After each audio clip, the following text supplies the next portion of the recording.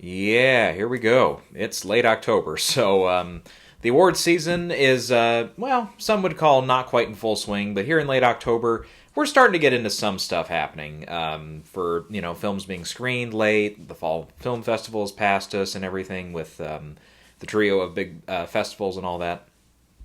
And, yeah, so I had some time here today, so I was like, here, let's go ahead. We're going to talk some, mostly Golden Globes today. There's been a couple updates here and there I wanted to pass along as well as far as other stuff that's going on in the awards race.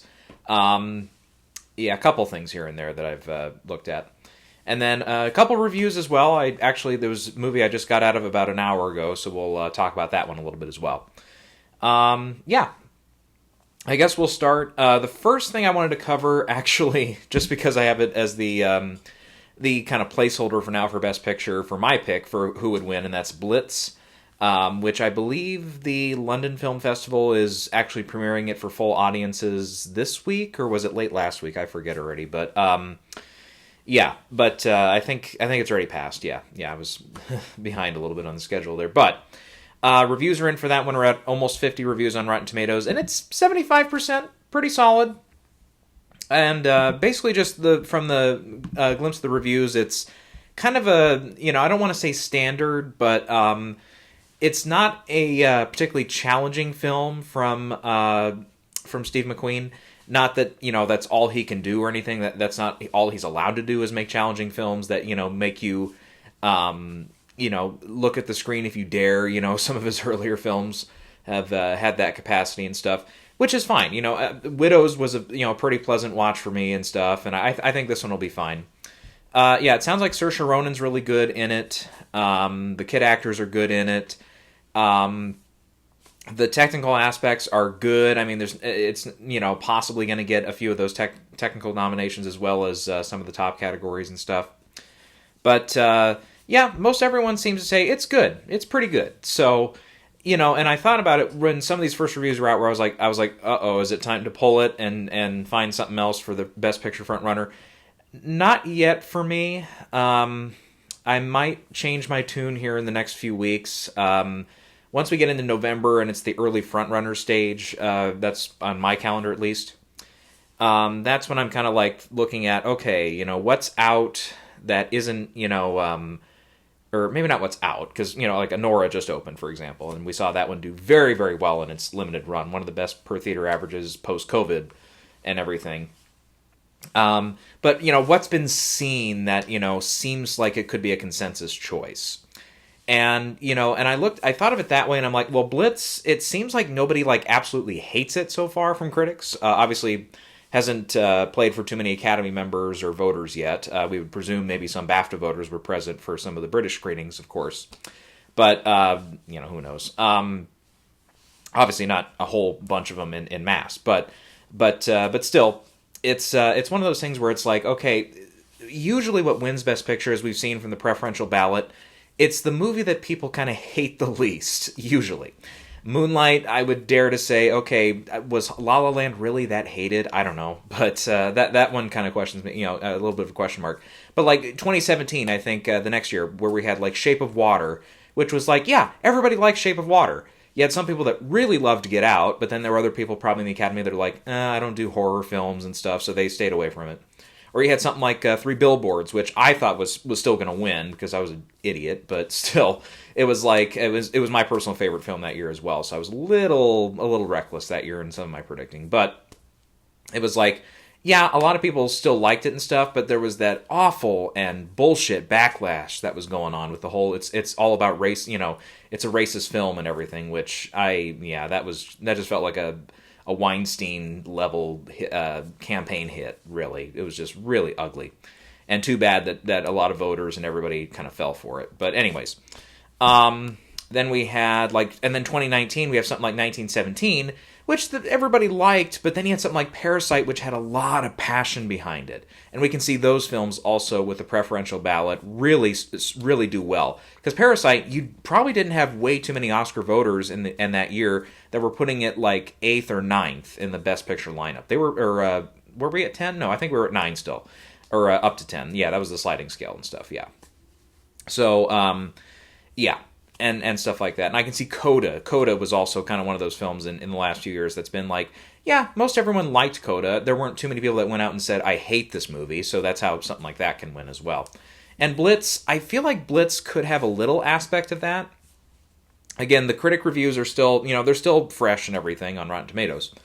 But it's not in the 90 percentile or anything. It's not like that high like Anora is and Conclave is and some of these other films. But still, I think it could become something of a consensus choice where it's like, yeah, nobody really hates it and stuff. So I still see it having at least that possible pathway to Best Picture. Is it going to be the most passionate film out there? I doubt it. It sounds like a lot of people right now are really passionate for films like Anora or I'm trying to think what else is in the lineup here. I think when The Brutalist, when that starts screening some more and opens and stuff, we could see some people be really passionate about that one. I've heard some people that have seen Sing Sing. They're kind of passionate about that one. Let's see. I'm trying to think. Where are the other passion votes here? I can see Emilia Perez. Some people really, really liking and really digging that one. So, yeah. And again, we'll kind of talk about some of these choices and stuff here as we keep going here. Otherwise, what else do we have to talk about here outside of early predictions here for the Golden Globes? I suppose one thing that I just saw today, well, a couple of things just fresh from today when I'm recording this on the 22nd. One thing was we did see the first trailer for The Brutalist actually drop. So it was something I'd been looking for a while. I'm like, is there a trailer? And I just missed it. And I Googled a few times and I YouTubed a few times. And it was always like a clickbait thing. So I'm like, okay, they just never officially released a trailer, which makes sense because I believe A24 purchased it after its screenings and stuff in the fall here. And it's been slated for December release. And the first trailer, yeah, it looks all right. It looks pretty good. Now, it's just a first glimpse. I know it's a big, long movie and stuff, kind of an epic, if you will. And, yeah, it's kind of hard sometimes to contain that within a minute kind of teaser trailer. But, yeah, I'm sure it's great. I'm sure it's great. And then the other thing was Dune. We actually learned that, because I think Dune is going to be one of the more consistent films in the tech categories. There's one category you're not going to find it in, and that's actually original score. I guess I don't know, because Warner Brothers, I'm sure, yeah, they've already submitted all their films, the completed ones at least. I don't think they have any. I'm trying to think, because Juror Number 2, I think is from Warner Brothers as well, if I'm not mistaken. It's Clint Eastwood's new film, and that's actually, I think, going to premiere later. Is it this week? No, because we're getting into the end of October here. I think the first screening. Hold on, I'm going to pull this up. Because the release date's November. AFI Fest. Okay, it is technically later, very late this week. I think it's this Saturday or something. But I was going to triple check. Is this Warner Brothers? It is Warner Brothers, even though they swore off him because of his last film, Cry Macho, losing so much money for them and stuff. No, I guess they sunk another $30 million or whatever the hell into this one. So, anyways. Yeah, and I don't think... Is this one got a trailer out even? This one I haven't seen a trailer for either, but maybe I haven't been looking for it, so maybe it is out there. I just haven't seen it. But anyways, this one is going to premiere later this week, so I would imagine, yeah, this one's been submitted as well, as far as they can early on submit it. But yeah, I guess the music branch already looked at Dune 2, and they said, nope, not enough original material, too much reused material from Dune Part 1. So you're not going to see that one in the Oscar race. It could end up at the Globes, could end up at BAFTA.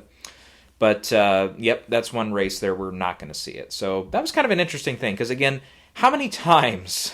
I feel like I've harped on this before. How many times has John Williams reused all his themes in other movies, and yet his films, his scores continue to get nominated? Now, don't get me wrong. I'm a huge John Williams fan. But, it only adds to his legacy each nomination. I get it. But it's like...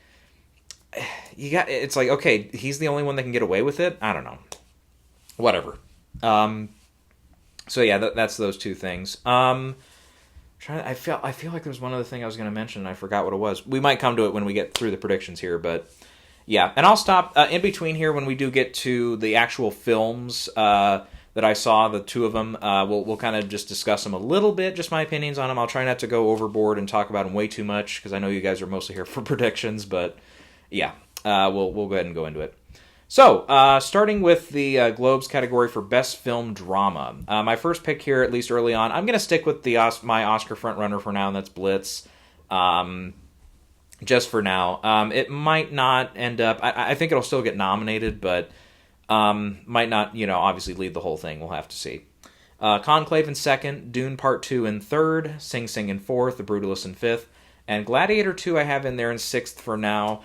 And I'm not really sure where to, who else can fit in, because I do have, probably the next one I would pick is A Complete Unknown. And right now it's being slated in the drama category, which it makes sense. Again, with all these movies, though, about like biopics, about music and everything, like Bo Rap that got put into drama and stuff, I don't know. Just my opinion, it's like you can... Because for years and years, it was like no matter how dramatic a musical film got, if it had any quality of music in it, they would put it and they would campaign it in the comedy musical category. But regardless, it's... I guess it's, times have changed and everything. So that would probably be my next go-to pick. Nickel Boys, I think, is in competition here. September 5th is in competition here, or September 5, I guess, is the actual full title. Piano Lesson, I think, might struggle here a little bit compared to some of the other award shows, but yeah, that's my first look at that category, at least. For film, comedy, musical, I've got Anora out front as the frontrunner. Here, early pick, at least here at the Globes, and I feel like it's one that could go all the way here. I mean, Emilia Perez as a musical could very easily also win this category. In the last 10, 15, 20 years, as musicals have become more sparse, it's usually, if it's a full-on musical and it's, of quality, they'll pick it. Like Les Mis won and stuff. Sweeney Todd, as I recall, won. So they're not opposed to giving musicals the edge, even if it's, maybe not the best film of the bunch. And Emilia Perez is still a very, very well-respected and well-reviewed film. So I could very easily see them swapping that out. In third place, I have Saturday Night. Fourth place, Wicked. Fifth place is A Real Pain. And in sixth, I'm going to go with Hitman here. This one, it's kind of a tough pick for this last slot, because I could go with, at one point I was thinking Night Bitch, and then early on I was thinking maybe Joker, but now Joker has completely fallen apart at the box office. Critical reviews have just dropped exponentially as soon as the film was ready to open. Went from like 60% out of the festivals to like 32% on Rotten Tomatoes after the general critics got into it, and just hammered it. So, yeah. But Joker is not one of the films that I've seen. I was debating. I was like, well, I could do this one or this one, and I was like, I usually go for the one that's closer to the bottom of the box office charts, because in most realities, those are the ones that are going to go out of theaters first, typically. And then in that case, it was Saturday Night. So this is the one I just saw tonight. And I don't know, I don't know if I'm necessarily riding a high off the film, but I loved this movie. I loved it. And it's one of those movies I was looking forward to it because I've seen parts of the first whole season of SNL, just kind of historically, it was, how long ago was this? Probably at least 10 years ago, when a lot of the SNL seasons were on Netflix. I was like, I said, that's kind of a challenge. Let me watch some of the early ones. And plus, it's got so many recognizable names in there, and so many people that went on to have great careers through the 80s, 90s, etc. I was like, I kind of have to see what this was. And because I'm not like a devoted like SNL fan or anything, like I haven't watched a whole episode of SNL, like a new one. I don't know if I want to say ever. I don't think I ever have. I mean, like a full like watch the whole hour and a half. I don't think I have. I've seen bits and pieces and sketches through the years, but in particular that first show, there are still some memorable sketches from that first show. Like I remember they did like a take on Jaws and what Jaws 2 would be before Jaws 2 was even in existence. And George Carlin was the host, and he was basically just repeating his stage material and stuff, but it was still pretty funny. And you had Jim Henson, you had the Bees, you had all this stuff, which is put in the movie.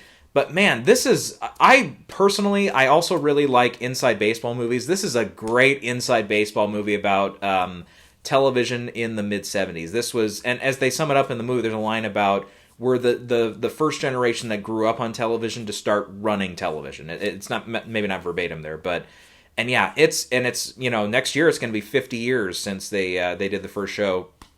And man, this movie really highlights how much things have changed in 50 years. Because back then it was like Milton Berle was king of the world, and Johnny Carson was king of the television world, and you had all the all the stuff. Obviously, TikTok and YouTube and all these other social media platforms and all these other ways that people communicate nowadays.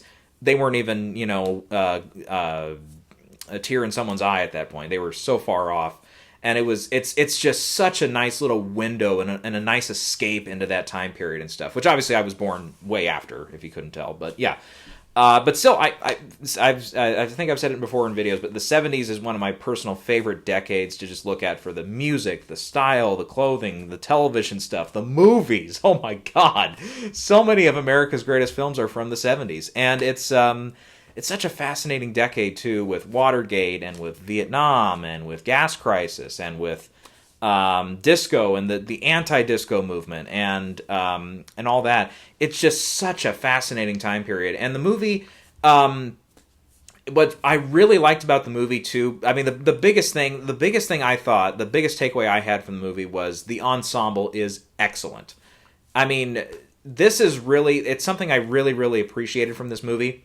You don't have actors that are there just to do impersonations of the character. Now, don't get me wrong. They make them up to look like the actors back in the day. They get the wardrobe right. They get, all that stuff right. They get the mannerisms right and everything. But it's not just also putting on a funny voice and trying to do a shtick on that. In particular, like J.K. Simmons, for example. He's only in the movie for like 3 scenes as a version of Milton Berle and stuff. But, he's not doing the voice to try to be Milton Berle. I can't do a great impersonation, but it's like, the Berle at that time, he was kind of getting up there in age, and his voice was starting to go a little more like that. And so it's like J.K. doesn't do that. He does a riff on it. He changes his voice a little bit, but he's not impersonating him to that level. And I really like that. I really like that he's able to make it his own. And all the actors and all the actresses and everybody in the movie does that, and they do it really well. And this is a killer ensemble. I mean, Willem Dafoe was in it for actually a little bit more than I thought. I thought he would be in and out in like 1 or 2 scenes, but no, and not to say he's like the 3rd or 4th most important character, but he's in it for, parts of it, and he kind of goes away for a while, then he comes back and stuff, but yeah, he's got a character and a person he's doing and everything, and I can't remember the guy's name, the guy who was the version of Spielberg in The Fabelmans. He played Lorne Michaels, and again, it's easy to do an impersonation. It's easy to kind of do, as every SNL cast member has done over the years. They do that impersonation of him and stuff. It's very easy to go into that and stuff. But no, again, Gabriel's the guy's last name, or something. It started to come to me. But yeah, it's not about doing a shtick. It's not about doing dead-on impersonations. It's about creating these characters again and letting them just do their thing and not being too worried about, am I getting the voice right? Am I getting the tics right? Am I getting the facial muscles right and everything? It's not as worried about that. And obviously it's a dramatization. It's not based on a memoir or anything like that.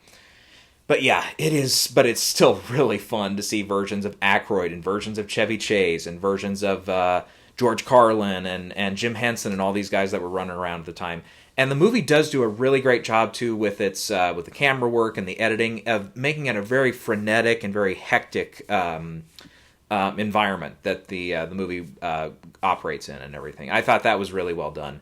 The script is just so good. So many great one-liners and great memorable sequences and showdowns and back and forth conversations and everything. It really does a good job of that. It's an entertaining movie. It doesn't overstay its welcome as well. It's like an hour 45, and it's like almost in real time as we're getting down to the last hour and a half before the show actually goes live. And that does show the very first skit of the show, and it ends. I mean, the ending is like perfect. You're like, yep, that's exactly. It was like, I knew exactly where it was because I happened to remember, yep, that was the first sketch they did. And as soon as that started, I'm like, okay, we're literally like, there's 2 minutes left of the movie. So it's like, put your chair back in its, forward position or whatever, as they say on planes and stuff. It's like, yep, it's like the movie's literally almost over. And so, yeah.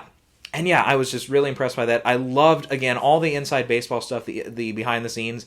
Some of the characters that are dramatized there, like Dick Ebersol, who, decades down the road would completely fumble the Conan O'Brien versus Jay Leno handoff of The Tonight Show and stuff and all that. like seeing these people personified was really cool. And some of the names, it's like, yep, I knew them. And then other names, it's like, no, you don't know who that is, and maybe they're significant, maybe they're not. And it's like, yeah, it's kind of a deal there. I thought they did a really great job with that. And yeah, I think really my only like solid criticism of the movie, the only thing I didn't like about it was there were a few points where the movie tries to get a little more serious whenever Gilda Radner or Belushi's there.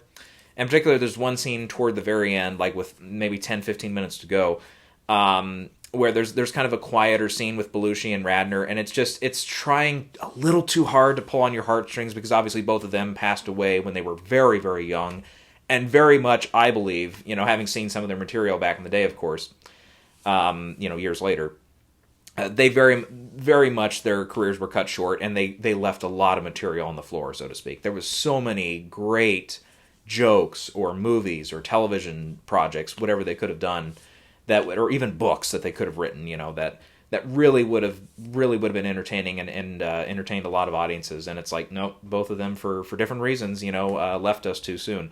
And I get why you would want to put that in the movie, and why it would mean so much to their families and to people, in real life who knew them and stuff. But I think in particular there's one scene kind of toward the middle where Belushi gets to do some of his shtick, and we see that the actor who plays Belushi do that. And it's like, that to me has just as much impact, where it's like, no, we get it. Seeing him do the stuff and seeing the reactions of everyone who just says, no, this guy's great. This guy's got it, with his physical comedy and stuff. Just doing that, it's like he's making us laugh. We get it. We get why he's a big deal. And I think that would have had just as much impact, and it wouldn't have like kind of spoon-fed you the sappy part. That's the only part I didn't like. I mean, and I get it. Maybe someone else who's watched the movie, that might be their favorite scene. I don't know. But just for myself, it felt like it went a little too hard in those scenes where you're trying too hard to pull on the heartstrings and stuff. In particular, Gilda has this little tiny monologue that comes up about, where are we going to be 20 years from now? I'm like, okay, guys, no, you're getting too cute. You're getting a little too cute now. We all know what happened with Gilda, and that she wasn't even obviously around 20 years later. It's like, we get it. That was just maybe a little too much for me. But again, I can understand where other people would really, really dig those scenes and actually would be very heartfelt and kind of choked up by them. Personally, I was just like, no, it's just a little too much for me. But still, and there was one scene too that felt a little, possibly unrealistic, involving Milton Berle. If you've seen the movie, maybe you know what I'm talking about. But it's a scene that it's like, with that, I guess some stuff does happen behind the scenes, and really, literally sometimes right behind the curtain, that it's just like, really? People do that? But it's like, it was a little, I don't know. Felt a little bit, and it was kind of a little bit of a joke upon a joke about him. And if you know anything about Burl and his personal life and his certain drives he had, like certain body parts that were, exaggerated or whatever, you get what I mean. Yeah, it was a little much, but still. Yeah, otherwise, I really don't think I have, any, immediate criticisms, through the film that I just hate. There wasn't, a terrible bad performance that I hated. There wasn't, anything like that. Obviously, is it a film that's going to be historically 100% accurate? Probably not. Are there things, obviously, they're trying to do, again, some foreshadowing about what really happened with some of these actors and stuff down the road? Yes. And again, is some of that stuff up for debate and criticism? I think so. But still, just coming out of this thing right now, I'm at a 10 out of 10 on this one. It's honestly one of the best films of the year. It might be end up, in the top 2 or 3 or 4 for me. And in particular, the camera style and the film, actually being, I believe this was actually shot on film too, looking like, something from the 70s or maybe even early 80s.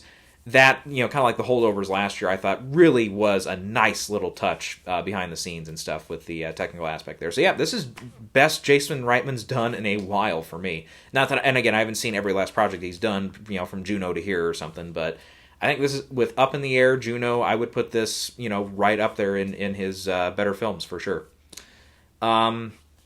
Yeah, but as far as its chances going forward at the Oscars, again, I still feel like this is a movie, even though I really loved it, I can see some people that are just like, SNL's not for me, so this isn't really something I'm passionate about. So again, I can see a path where it gets a screenplay nomination, and nothing else at the Oscars. I can see a path where, yes, it does get, and I think it will still get a, we're not doing it predictions today, but for the Screen Actors Guild, I think this will very easily get a slot for Best Ensemble. I don't know if any other individual performers are going to get nominated, but yeah, the whole ensemble, just everybody gets at least one or two scenes where they really, really are great. Particularly the guy who plays Garrett Morris was awesome. There's one scene toward the end where he kind of gets his moment, and it is awesome. And it's funny, and it's actually one of the bigger laughs for my theater. It was one of the biggest laughs of the movie. Yeah, okay. So coming back to this particular category, though, which is Best Motion Picture Musical Comedy. Yeah, so I have it in third. Again, I have, just to recap, I feel like it's been a minute. Anora, Amelia Perez, Saturday Night, Wicked, Real Pain, Hitman. It sounds like, who's a distributor on this one? Challengers. Was that, it's not Sony. Who had this one? I forgot already. MGM. Okay, MGM has this one. Sounds like they're submitting it in the comedy musical category. I know at one point here on Gold Derby they had it as a drama film, which makes sense. And personally, I don't really get why you'd label this as a comedy. I think it's going to get switched back over into drama. But either way, I don't sense that one doing that. Neither is The Substance, which I haven't seen, but that to me just sounds like with the horror aspect and stuff, I don't know how you could put it in the comedy category. But again, I've heard some people that have seen it, they say it is, it can be viewed as something of a very dark comedy. So maybe that one I'm a little less shaky on. It's like, okay, I can understand it, but I don't know if particularly the Globe's organization is going to say, yeah, let's put this in comedy musical. So I see that one switching back over to drama. Otherwise, Night Bitch seems like it's the reviews and stuff early on. I don't think that one's going to last super long, and especially like a picture category at a lot of these shows. Now, Amy Adams, maybe she'll still break into a couple categories for Best Actress, but we'll see. Otherwise, Joker, I don't think Joker's going to go. There's so much bad press on the movie just from, underperforming at the box office, very much underperforming with critics. It's like the biggest talking point about it is the fact that it is losing money for the studio, at least currently and stuff. So, yeah. Otherwise, some other outside contenders, possibly maybe Deadpool and Wolverine. The first Deadpool was a little bit of an upset to get nominated. And I remember I was thinking about putting it in that year, but I didn't, and it ended up getting nominated. Yorgos, we'll see. Yorgos have still got some cred with this organization, so Kinds of Kindness could possibly break in. And as I recall, last year, Poor Things won for comedy musical, right? I'm not dreaming that. Because I remember we were talking about it at the time, and it was between that and maybe Barbie to win that category. But off the top of my head, all of a sudden I'm forgetting. Yes, it did win for actress and for comedy musical film. So yeah. And then the other one is actually the other film I'm going to talk about a little bit, and that's Beetlejuice. Beetlejuice. I finally did get to this one.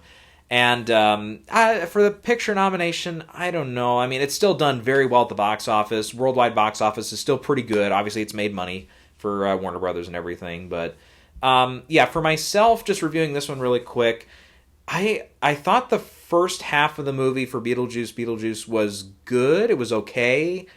It was kind of, been there, done that as far as some of these legacy sequels go. The second half, though, I really liked. I really liked the second half. And when they finally, because there's kind of a point right toward the middle of the film where we kind of figure out, oh, okay, this is the direction we're going, where there's kind of a reveal that happens.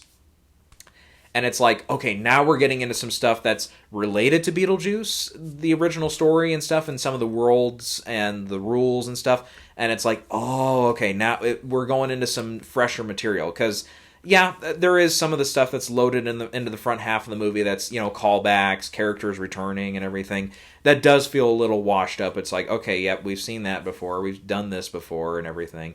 But there's enough original stuff in there that's, new to the world and acceptable in the world, if you will. It's like, it's nothing too extreme, that fans won't cry at, for example, something like The Last Jedi for Star Wars fans, of course, which still, I'm sure, brings some pressure points to some of those fans. But anyways, so for that one, I think, for me, the biggest issue I had with it early on was just, it does throw, because it's, again, only about an hour, 45-minute movie, but it throws so much at you in the first 25, 30 minutes. Like, okay, a few characters, it's like, okay, new characters, and who they are and stuff, but it's also old characters and where they've been for almost 40 years. And it's like, it does throw a lot at you, and it does cram a lot into that first, especially like the first 10, 15 minutes. There is so much crammed in there with like so much information. It's kind of almost information overload for fans of the original movie. And it's like, I can understand, some people being maybe a little turned off by the first bit of it. But the second half, when things do get going and we get, into the newer stuff and some of the new plot lines and stuff, that I thought, then I started to dig it. And by the end, yes, there's some of those sequences by the end, I was laughing quite a bit. And it was actually it was a fun experience for me. Boy, I guess just individually we can talk, some of the characters are good. Like, Keaton steps right back in as Beetlejuice, and he's really good. Catherine O'Hara, God, I missed her character here. She's kind of just as crazy as the first film, and I loved it. I loved that she was able to, again, so easily just slip right back into her role as Delia, and she was good. And then Winona Ryder's pretty good. I mean, she's, it's not way too different from the first movie. She's maybe a little more grown up, obviously, but a little less, dark and depressed and down as she was in the first film, but yeah. Otherwise, like Jenna Ortega's fine. She wasn't like a particular standout to me. I kind of liked her kind of love interest character, though. Again, some of that stuff does get into some spoilers and stuff, so we won't go way too far into that.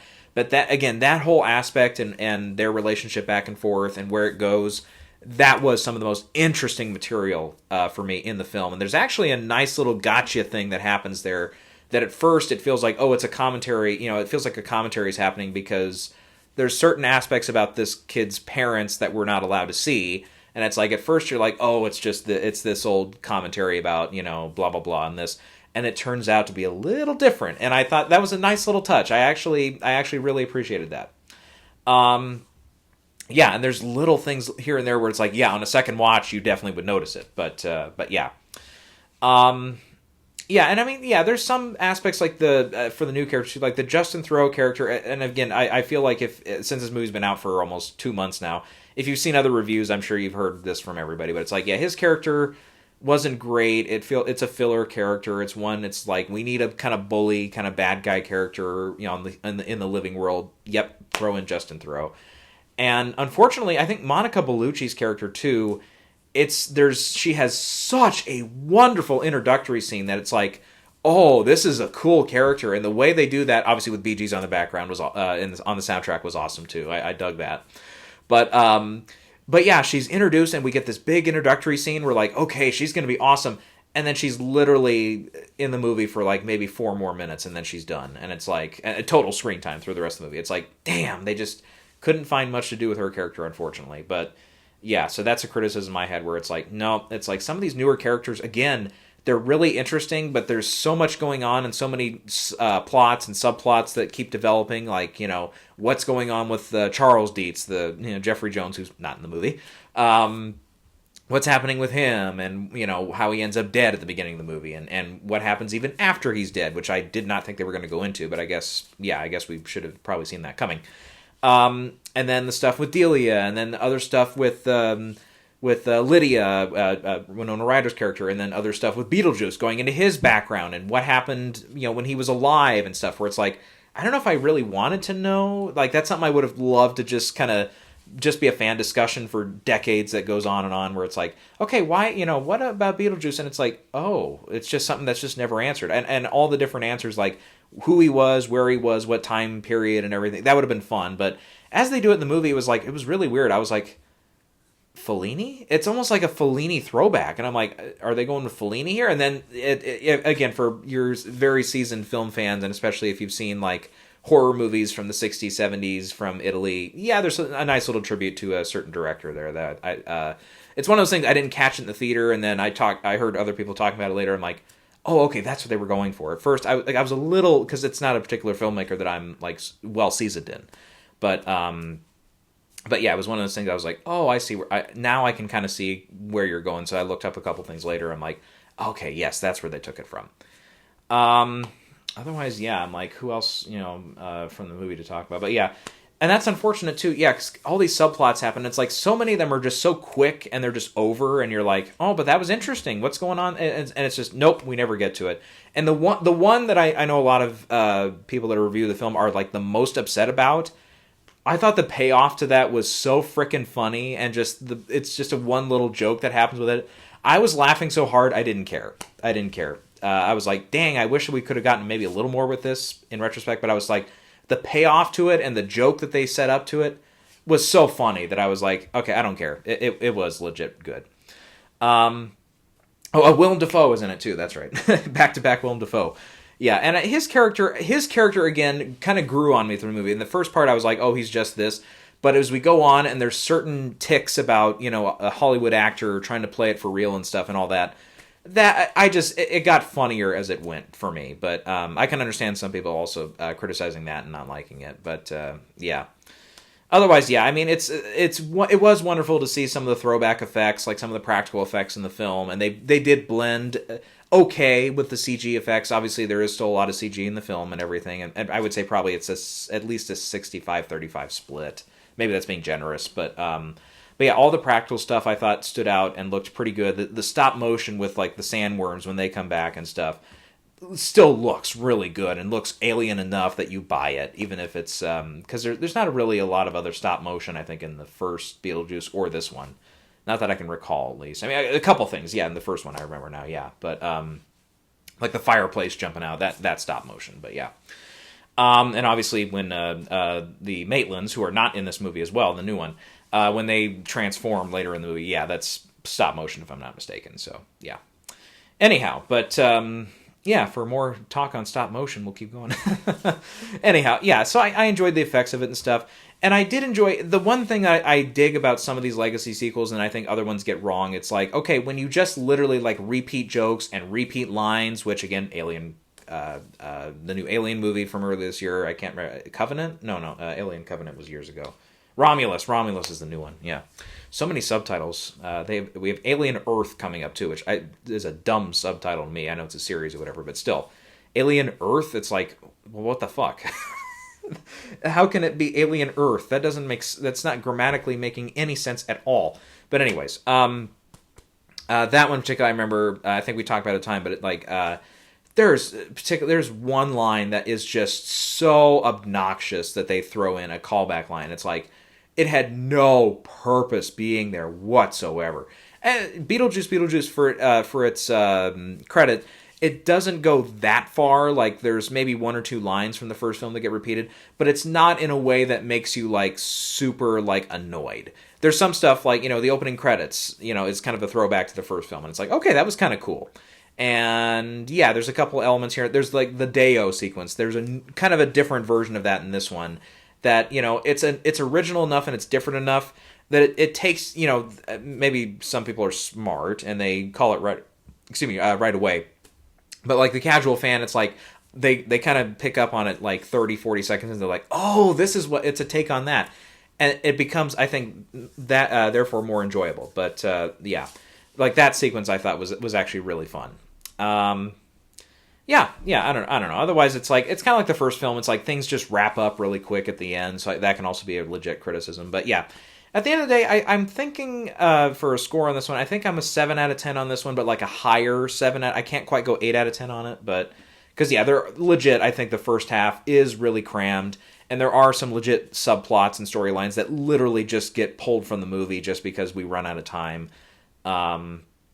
And everything. It's like those, I think, yeah, they do kind of drag the movie down, but yeah. Anyway, so yeah, I'm 7 out of 10. It's closer to an 8, but it's still a fun time, particularly if you're going to see it like this week or next week when actual Halloween comes around. It's a very much a fun Halloween style movie. Definitely one that's more, also a little more family friendly than some of the other titles that have Halloween in them.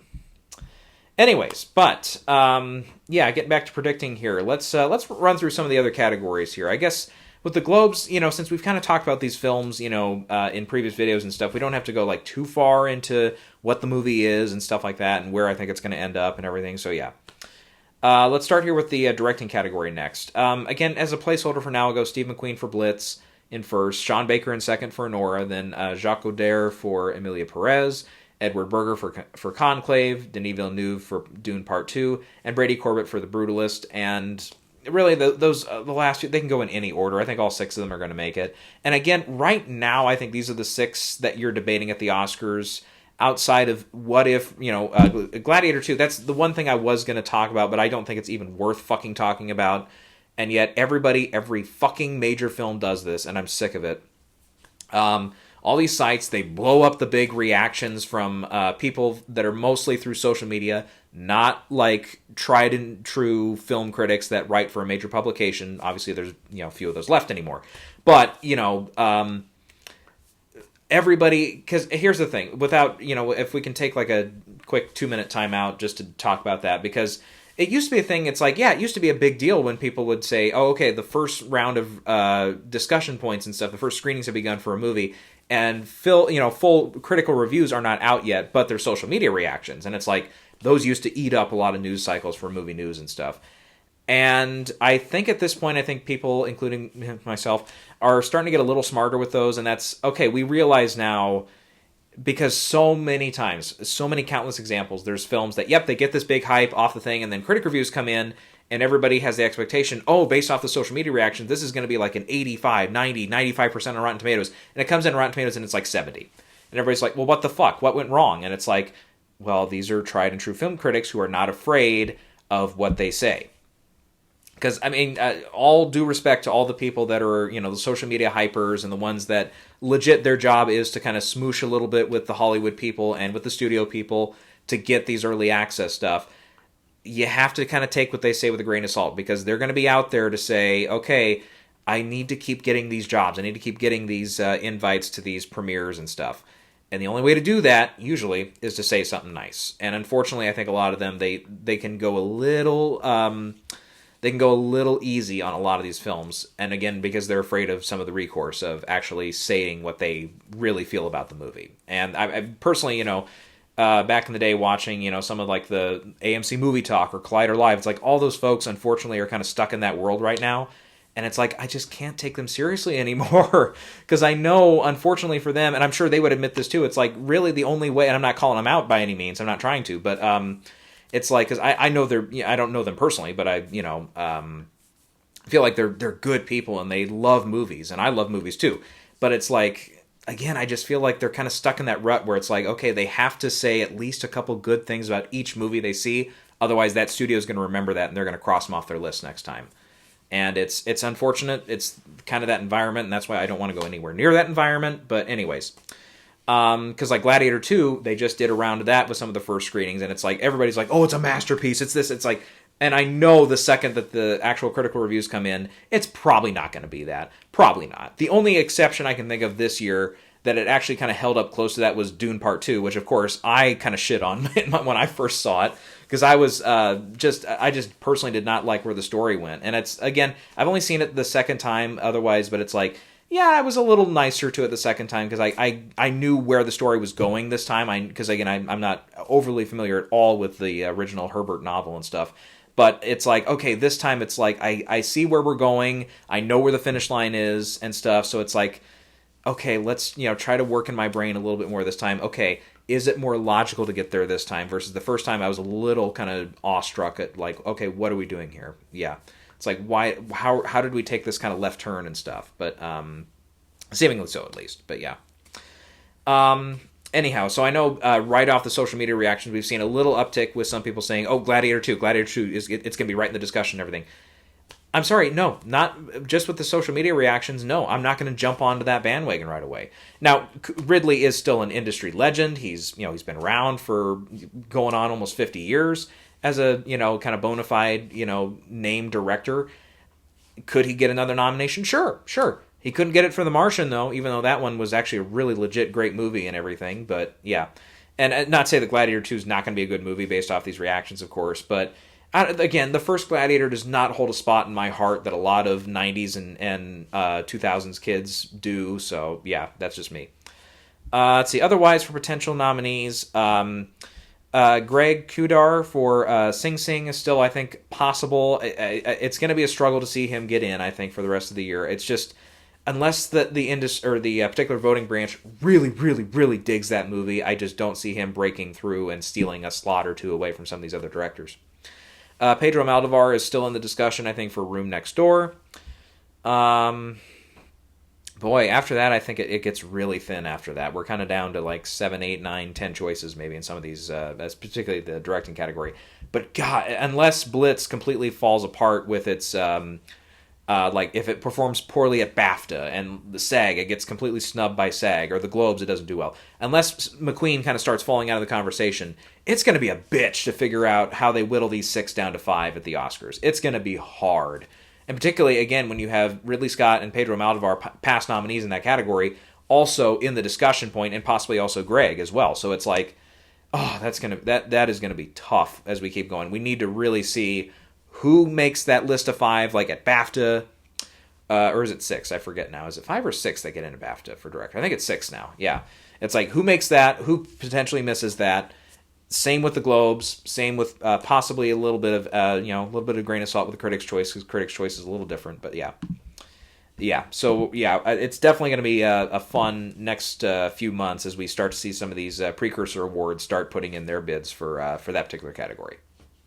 All right, let's move on to the acting categories now. For the drama categories first, Best Actor Drama. Ralph Fiennes, I think, is the good placeholder for Conclave. Again, feels like it could be a potential career award and stuff, and Conclave is going to be in the discussion for Best Picture, of course, so it feels like a natural spot there. I've got Timothée Chalamet all the way up in second for A Complete Unknown. He feels like one of those actors and stuff, being young and being popular enough. I can see the Globes, going that way. They went with, Elvis, Austin Butler here a couple of years ago over the eventual winner and Brendan Fraser in the drama category that year. Another supposed musical that was in the drama category. Adrian Brody's my pick in third for The Brutalist. Daniel Craig in fourth for Queer. He actually does have some experience getting nominated at the Globes a few times, so yep, I think he has arguably even better shot, especially with the category breakdown too, here at the Globes than he maybe does at the Oscars. But again, I've still got him in at the Oscars for the moment. Coleman Domingo in fifth for Sing Sing. And then I'm sticking with John David Washington for The Piano Lesson, even though, again, a lot of the reactions to the film, it wasn't really his performance that stuck out. It was really Daniel Deadwyler and then Ray Fisher were the two that everybody talked about in a lot of the early reviews off of Telluride and was it only Telluride?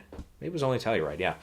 I thought it was at TIFF too, but I could be wrong about that. Anyways, yeah, so I still think John David, I think he can still make it in, obviously with the name recognition and everything, and he was still really good in Black Klansman, that I think it does feel like he probably should have been a nominee for that film, even though, again, when I first watched it, I'm like, oh yeah, he's good, and then it was like on the repeat viewings, I'm like, oh no, he actually legit, I could see him standing among the 5 nominees, and it wouldn't have been a bad pick at all, but yeah. Otherwise, other potential spoilers in this category, let's look at one that's actually here in a little more limited theatrical run. We Live in Time with Andrew Garfield and possibly Florence Pugh on the drama side as well for Best Actress. The movie's actually making some buck at the box office. I mean, not like huge amounts, but for a smaller screen average and stuff, or a smaller theater count, I should say, the screen average was actually pretty good at this from these last weekend charts at least. So it sounds like that's one that people are interested in. He is also a past nominee at the Globes too, so could happen.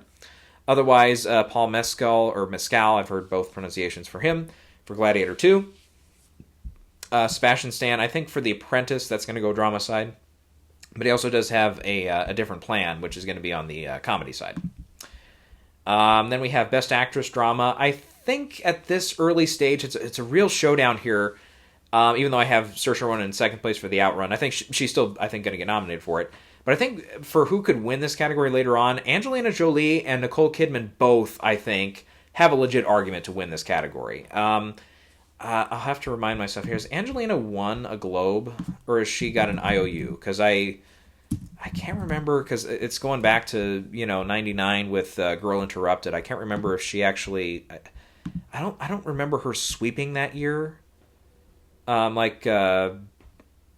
Let's see here. Like, she wasn't even nominated at BAFTA. She did win the Globe for that, and I believe she had won already a couple Globes. Actually, yeah, for this, she won a couple Globes from TV performances as well.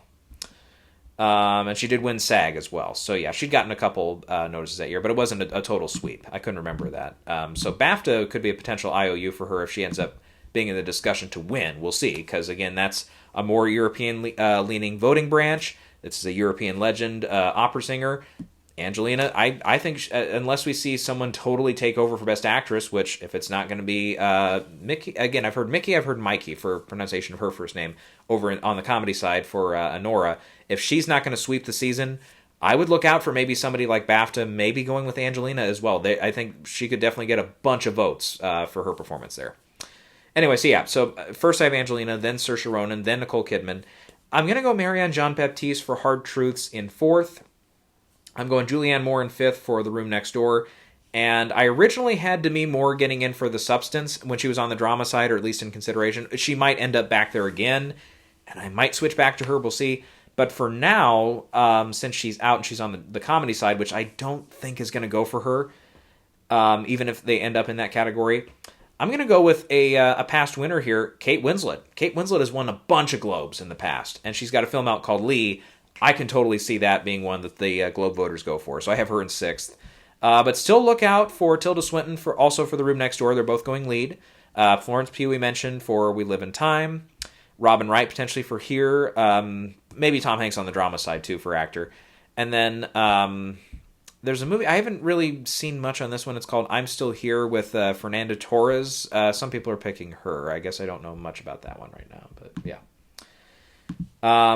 On the comedy side for the acting categories, comedy actor, it really feels like, okay, this could be a year where we don't get a lot of overlap. There's not too many, almost, every few years for the comedy actor category or comedy actress category at the Globes, there's just no crossover between those that get nominated here and those that get nominated at the Oscars. If I remember right, 2014, I don't think we had anybody from 2014 comedy actress nominated at the Oscars. Like Emily Blunt was not for Into the Woods. Amy Adams did not make it in that year for Big Eyes. So yeah, so some of them were missing. And I can, unless maybe one or two of these guys sneak in, I don't see it happening at the Oscars either. But in first place, I'm going to go with Glenn Powell for Hitman. He's definitely a known personality and stuff. Feels like a Globes winner. It's a movie that, it's not particularly extremely well seen. It's on Netflix though. So streamers sometimes do get a little bit more of a benefit of the doubt at some of these ceremonies and stuff. So I have him winning here. Gabriel LaBelle, that's the guy's name for Saturday Night. I have him in second. Jesse Eisenberg in third for Real Pain. Jesse Plemons in fourth for Kinds of Kindness. In fifth place, I have Michael Keaton for Beetlejuice. And in sixth place, I'm going to go Ryan Gosling for The Fall Guy. It's kind of a close call there because there's still quite a few actors that I'm really like, okay, I could totally see them getting in. The first one, the one that I'm leaving off and I'm like, damn, I might need to change it here in a few days. Ryan Reynolds for Deadpool and Wolverine. I can completely see that happening. Obviously it was a huge success at the box office, one of the biggest hits of the year. He was nominated the first time around for Deadpool, and the movie was too. It totally could get nominated, and he's particularly pretty funny in it. So if you're going like a pure comedy performance, he's great in it. Otherwise, Sebastian Stan for I keep saying Different Plan. It's Different Man. That's the name of the movie. That one, possible. Feels like at the moment, just because it's more recent, recency bias and stuff, The Apprentice seems to have maybe a little bit more buzz right now than A Different Man, but we'll see. And with, sometimes like we were kind of, some people were fearing a little bit with Saoirse early on in the year with both the Outrun and Blitz, a little bit of that, crossing yourself out thing. That could, because with Sebastian Stan, I don't think there's much of an argument that you can put him in as supporting actor for either of the films. It sounds like he is the true lead for both films. So he might end up crossing himself out with both films there. Some people are still clinging on and saying one of the few things from Joker that could get nominated here at the Globes is Joaquin Phoenix. I mean, just from the trailer stuff, he looks like he's just as good as the first movie, so I can see that happening. But right now I'm like I'm kind of a little trigger shy on putting that one into too many categories here at the Globes. Best Actress Comedy Musical. I've heard it pronounced both ways, Mickey or Mikey Madison, but Honora, yeah, she's definitely an early front runner here. With Carlos Sofia Gascon also being very much in consideration here for Amelia Perez. I don't know if she can go all the way to the Oscars as well. I think she'd have to get on a train and just keep winning, but we'll see. In third, I'm actually going to go Emma Stone for Kinds of Kindness. Really good in the movie, and I think it's one with Yorgos at the back of it. I can see that one breaking into a few categories here at the Globes, maybe even surprising us with the comedy musical film nomination as well. Amy Adams for Night Bitch in fourth, and again, even if it's not a movie that's going to take off and do a great job, as far as number of nominations at the Oscars and stuff, just her name brand and stuff, I can see the Globes giving her a spot, especially in a category like this, where again, you'll get maybe one or two performances that end up getting nominated at the Oscars as well, but you still got 4 other slots to fill, so you can easily go with her there. Cynthia Erivo for Wicked, I have in there as well. And in the 6th spot, I'm going to go June Squibb for Thelma, but again, you still got Zendaya for Challengers if that stays on the comedy side, Demi Moore for The Substance if it stays on the comedy side. Adria Arjona also for Hitman. There's some discussion about who's going to go lead for Beetlejuice. Beetlejuice, possibly Winona Ryder. I think she's the more obvious pick because Jen Ortega. I mean, she doesn't like disappear from the movie, but it feels like more of a supporting role to me at least. But yeah, and then possibly even Emily Blunt for The Fall Guy. I would say is not too far out as a possible pick there as well. To the supporting categories now, supporting actor. I have Clarence Macklin out front here as a placeholder for Sing Sing. I can see him, kind of being that discovery actor, the same way Troy Kotzer and some of these others have been in the last few years. Then we have Kieran Culkin for A Real Pain, Stanley Tucci for Conclave, Guy Pearce for The Brutalist. I feel like those 4 are pretty locked in right now, but we'll see. In 5th place, I'm going to go with Edward Norton for A Complete Unknown. He seems like whenever he's got a role out that's nominatable, he gets usually 1 or 2 notices. And then Denzel Washington in 6th for Gladiator 2. Be on the lookout here for somebody like Jeremy Strong for The Apprentice. He's gotten some really great reviews for his role in that. Again, if the piano lesson goes over well enough, we could see either Ray Fisher or Samuel L. Jackson get in. Some people are picking Josh O'Connor for Challengers, who I thought he was the better performer of the 2 in that film as well. And then I would still say Mark, and I don't know if Edelstein, I think, or Edelstein.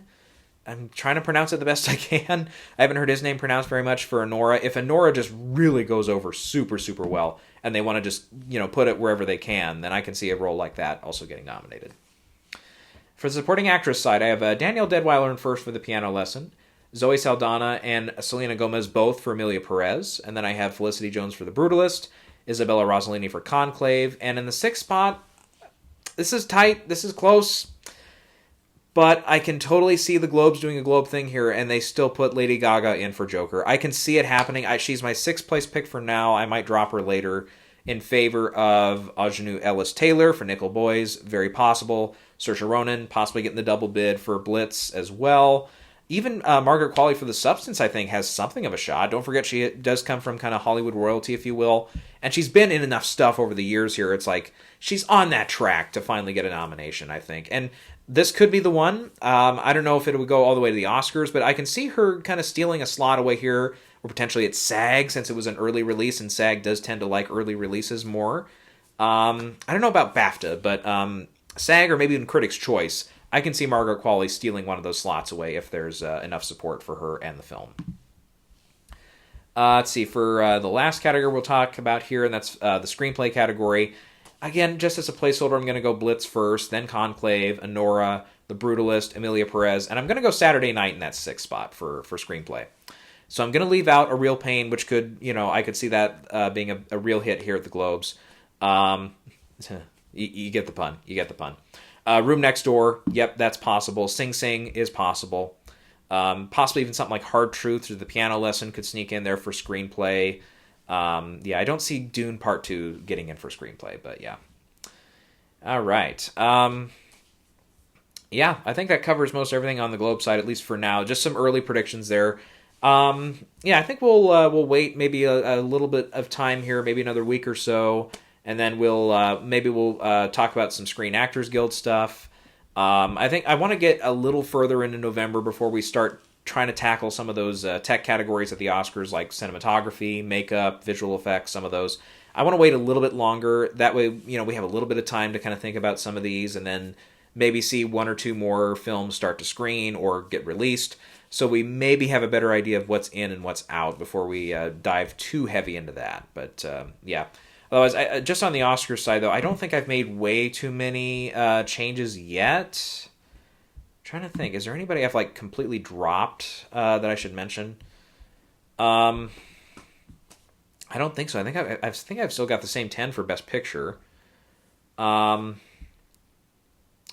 I did drop Amy Adams in Best Actress. I think I still had her in last time. I can't remember, but yeah. Um, yeah, I'm kind of looking through. I'm trying to remember who else I have changed out here, but no, I remember having those 5 for supporting actress.